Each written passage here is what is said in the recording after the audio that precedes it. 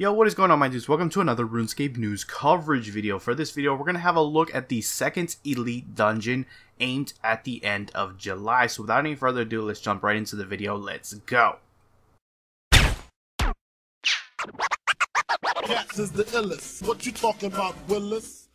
Alright guys, so we are getting the first elite dungeon at the end of this month, and at the end of next month we're getting already the second one, and we got some information based on the latest live stream regarding that dungeon, so let's jump right into it.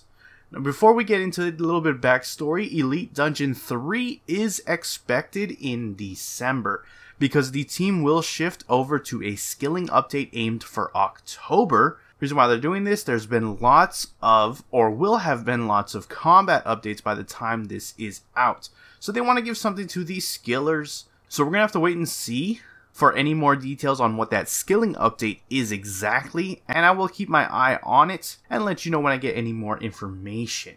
But let's talk about Elite Dungeon 2. Model Ryan on stream said that he has seen the community guess as to where the second Elite Dungeon is located. Many people have suspected Infernus, Kethsea, the Wilderness, and the Brimhaven Volcano. He kind of confirms that one of these is correct, but he hasn't said which one and he doesn't want to reveal it just yet. It's interesting to note that all locations are associated with the Dragonkin in some way or some form or fashion, and so will the second Elite Dungeon. One thing that is different about the second Elite Dungeon that strays from the first is that it is all in one section. Aminishi is essentially 5 different floors that make up the entirety of the dungeon, whereas the second Elite Dungeon is one continuous map that flows from one end to the other. So it's going to be interesting to see how they handle that. They said that they'll have to create ways to prevent players from rushing straight to the end. So I imagine there will be like some obstacles that you have to traverse, or maybe some puzzles to solve to progress deeper into the second Elite Dungeon. However, that's just speculation on my parts. We'll have to wait and see when we inch closer to the release of the second Elite Dungeon to get more information on that. Now, I do have a bunch of screenshots to show off about the second Elite Dungeon, but keep in mind this is early stages and very much work in progress at this point, so some of these things in these pictures may be subject to change, but that all being said, let's have a look at them and break them down. First image we have here, Model Ryan starts off by saying that this is very much a Dragonkin area. I've touched on that earlier in this video. Not really much of a spoiler, we already know that this is Dragon and Dragonkin related, so just another confirmation there. Also in this image, there is a lava strike worm in the background, which are currently only ever found in the Wilderness.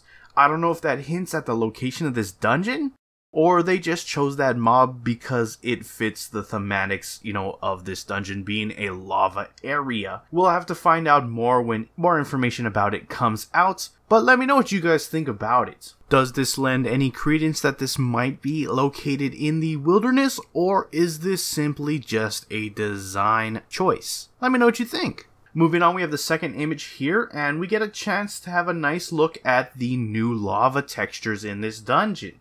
They were fed up with the lava looking like cheese, so they went with this more realistic look. Let me know what you guys think about it. One thing worth noting in this image, however, we see the barriers make a return from the Elite Dungeon 1. If you are unaware, these barriers here actually act essentially as guardian doors from dungeoneering. So you'll have to kill a certain amount of mobs in order to break the barrier and move on. Let me know what you think about this image. Are you liking the new textures of the lava, or do you prefer the old ones? Either way, I'd love to hear what you guys think about it in the comments below. Checking out the next image here, we have a boss arena. One thing I know about this is that Mod Ramen is helping out with this boss. We've seen his work with AOD and recently Solak, so I think it's safe to say that we're in for a good fight here. Now, that's not to say that this will be on the same difficulty level as those bosses. It definitely will not be, but it does give us an indication of the quality we can expect with this boss. The only thing I know about this boss is that it will be large in terms of the size of the boss. It will be some kind of dragon of sorts, and during the fight, you'll be managing several different things one of which deals with dragon eggs. So I have no idea how that's gonna, interact with the boss fight itself. So when I get more information, I'm definitely curious to see how that pans out. Do give me your speculation if you have any though. Do you like the bosses that Mod Ramen has already done? Is knowing that Mod Ramen is working on this boss enough to give you confidence that it is going to be a good boss? Let me know your overall hype from that information. Personally, I do have confidence in him and I think it's going to be an amazing boss. We'll see though. Moving on to the next image we see here. We have the lava flowing, that's what they're displaying here in this image, falling down. It is an animated texture and it's very interesting and peculiar. Mod Orion mentions that it was particularly hard on the environment artists to nail this in the RS engine, but they did a pretty good job and I'm sure it's going to look awesome when it's finally in the game. So I think these are going to be cluttered around the entire dungeon. Really curious to see what they actually look like in the final builds, but I'm sure they're going to look great. Again, in this image though, we see more of those Guardian Door style barriers, just to confirm that they're coming back this time around. Now moving on to the final image of the Elite Dungeons 2, here we see several different monsters on screen. We got another Lava Strike Worm hiding off in the top right, if you didn't notice. We've also got several dragons scattered around in the maze-like area towards the back ends. And finally we have a new dragon model on the right. This is actually the very first boss you're going to come across in Elite Dungeons 2, Astalon. Astalon, from a lore perspective, is the first ever celestial dragon. She is twice as big as any normal dragon would be, and her mechanics are particularly unique. They are all space and time related, something you would come to expect with a celestial dragon. She can summon wormholes, pulsar stars, and solar storms, which I personally have no idea how you're going to be dealing with that, or with any of those, but it does sound really cool. She also has a cosmic dragon breath, which has a cool blue color. Now I don't know if that's just a visual difference, or if it actually functions differently from normal Dragonfire, so we're gonna have to wait and see on that one. She also has a tail swipe attack made possible with the new dragon models that they're working on, and I've touched upon the dragon rework when I did a video about the red dragons. Eventually all the dragons will get reworked, even the more recent gemstone dragons, but they're not all gonna come with Elite Dungeon 2, just keep that in mind. They will roll those out as they're ready. Finally, I just want to quickly touch on the power armor, the tier 92 with these updates.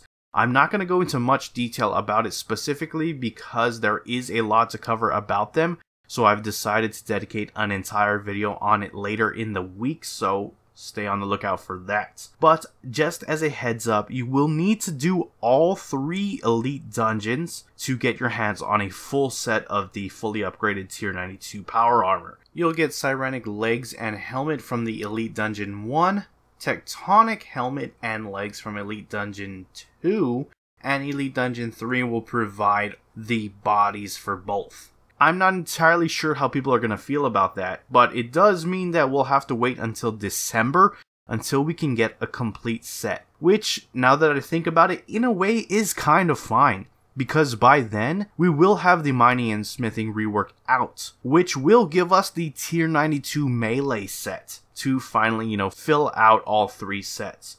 But like I said, we will discuss that in another video going forward. So until then, let me know what you guys think about everything we've discussed in this video so far. What do you think of all the particular different environmental images that we've seen? Where do you suspect this place will be? Now knowing that there are a bunch of dragons and lava strike firms, love to hear your speculation. And like I said, one of those previous 4 places I mentioned is one of the correct places. So give me your guesses. What do you think of Astalon, the first Elite 2 dungeon boss and the first ever celestial dragon, and her mechanics? What kind of things can you think of with the Mod Ramen boss? Based on this early concept art, I'm pretty sure it's safe that we can deduce that the Mod Ramen boss is actually the second boss you're going to be encountering of the 3 in Elite Dungeons 2. So, give me your speculations. I love to hear those kinds of things down in the comments below, so I'll be looking forward to that. Give me your thoughts, guys. That being said, I'm going to wrap up the video there. If you have enjoyed it, hit that like button. If you're not subscribed yet and you want to stay up to date on all things RuneScape related, then hit that subscribe button. Anyways, I appreciate you watching. I am out. Peace.